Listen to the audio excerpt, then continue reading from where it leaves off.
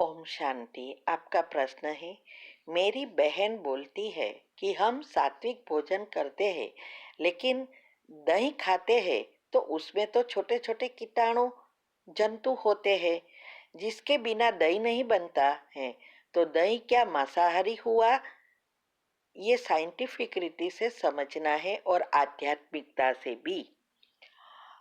उत्तर है, देखो, दुनिया में कोई चीज ऐसी नहीं है जो जीव जंतु से, माना छोटे छोटे जन कीटाणु होते हैं उनसे ही बनते हैं।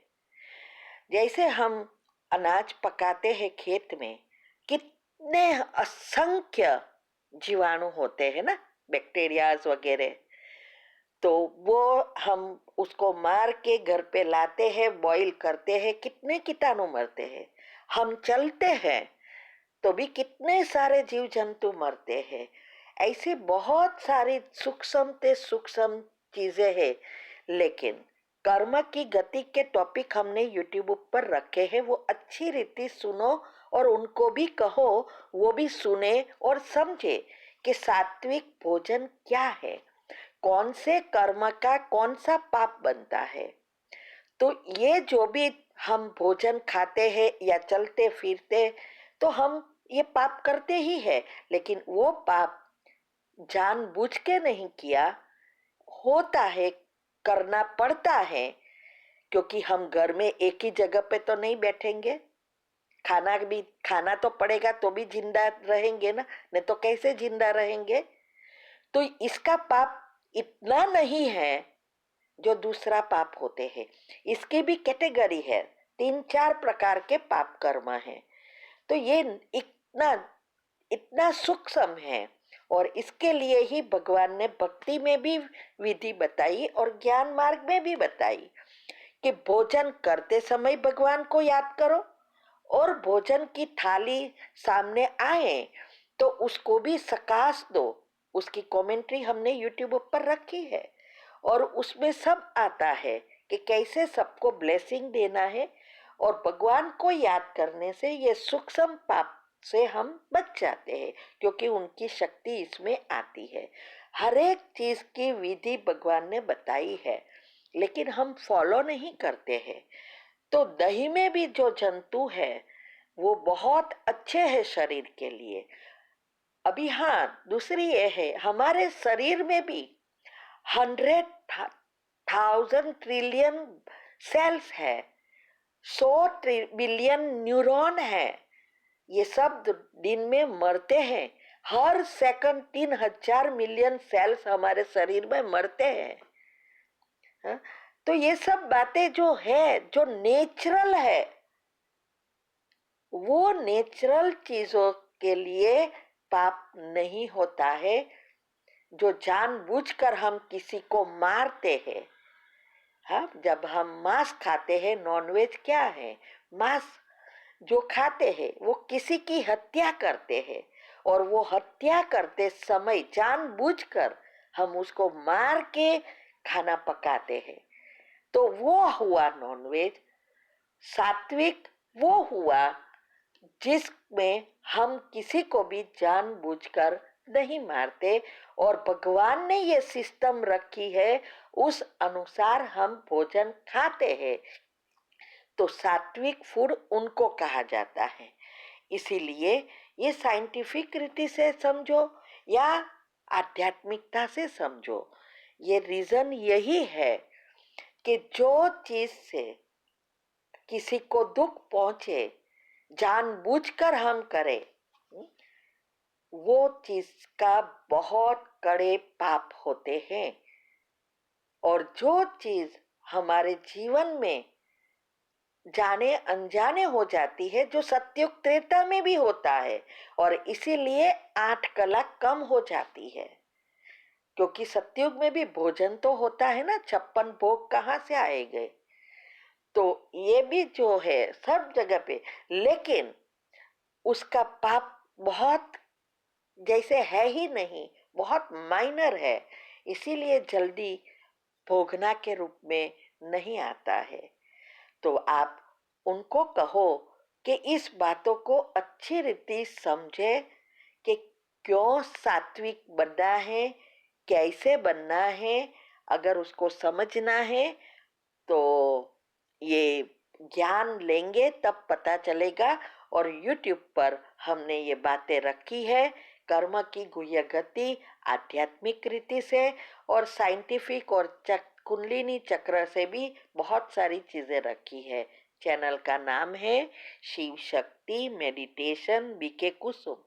फिर सब्सक्राइब करेंगे तो प्लेलिस्ट में जाएंगे, वहां आपको सब कुछ ग्रुप वाइज मिलेगा। साथ साथ लाइक शेयर और कमेंट भी कीजिए, इससे आपका दुआ का खाता बढ़ेगा और आप जल्दी जल्दी आगे बढ़ेंगे। लेकिन कमेंट कैसी करनी है, सिर्फ ओम शांति थैंक यू ऐसा नहीं, ऐसी कमेंट होनी चाहिए जिससे औरों को सुनने की प्रेरणा मिले और उनको फायदा हो, भगवान का मैसेज मिले, तब पुण्य बनता है। ठीक है, ओम शांति। प्रश्न है कि जिस दिन पुरुषार्थ करने का प्रयत्न करता हूँ मेरे साथ उल्टा होता है, मैं बाहर फेंक दिया जाता हूँ, ऐसा क्यों हो रहा है? उत्तर है, देखो, पेपर आएंगे तभी तो पास होंगे। तो ये पेपर है, जो चीज के लिए हम पुरुषार्थ ज्यादा करेंगे वो चीज पेपर के रूप में बाहर आएगी। हमें घबराना नहीं है, बस हमें आगे बढ़ते रहना है। हर एक के जीवन में ये सब पेपर आते हैं, लेकिन पुरुषार्थ छोड़ दिया तो और ही बढ़ जाएगा। इसीलिए पहले विधि चेक करो, विधि से सिद्धि होगी। योग की पहली अवस्था जितनी पक्की होती जाएगी तो ये चीजें होते हुए भी आप फीलिंग में नहीं आएंगे। अगर ये पेपर आया और आप फीलिंग में आ गए तो और ही बढ़ता जाएगा। फुल स्टॉप लगाने का तब आएगा जब हमारी जो धारणाएं हैं, फीलिंग में नहीं कैसे आना वो सुनो। तीव्र पुरुषार्थ ग्रुप में भी 15 ऑडियो आती है और यूट्यूब पर भी हमने रखा है, तो वो समझो और उस अनुसार पुरुषार्थ करो, जिससे कितना भी कड़ा पेपर आए आप पास हो जाएंगे। ठीक है, ओम शांति। दूसरा आपका प्रश्न है कि मैं पुरुषार्थ कर रहा हूँ तो मेरी स्थिति सुधर नहीं रही है, अधोगति हो रही है, ऐसा क्यों हो रहा है?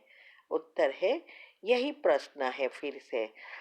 तो अगर आप यही सोचते रहेंगे कि मेरा ये हो रहा है तो वो बढ़ेगा, क्योंकि आप खुद पाप कर्म खींच रहे हो।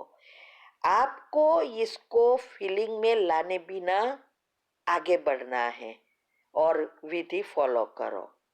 ठीक है, ओम शांति। आपका प्रश्न है, मेरी बेटी अगर बाहर का खाने को बोले तो मुझे उसे खाना देना चाहिए, जैसे कि पिज़्ज़ा बर्गर वगैरह? उत्तर है, हाँ। देखो, एक बात आप अच्छी रीति समझो, पुरुषार्थ कौन कर रहा है? अगर हम पुरुषार्थ कर रहे हैं तो हमें ही फॉलो करना है, हमें अच्छे विचार चलाने हैं, श्रीमत पर चलना है। घर के बाकी सारे, आपकी बेटी हो, बेटा हो, युगल हो, कोई भी हो, उससे हम रोक नहीं सकते। उसको जो खाना है वो खाना देना पड़ता है और हमें बनाना भी पड़ता है। तो देखो, बर्गर पिज़्ज़ा वगैरह कोई नॉनवेज तो है नहीं, और बाहर का भी खाए तो उसको खाना है तो खाने देना पड़ेगा ना, इसमें क्या है? इसीलिए हमें बच्चों को रिस्ट्रिक्शन कैसे दे सकेंगे? ठीक है, तो वो खा सकते हैं। हमारे घर में भी सारे बच्चे और बच्चे के बच्चे क्या को कहना मानेंगे? नहीं मानेंगे। तो हमें उसको उसके हाल पर छोड़ देना है। ओम शांति।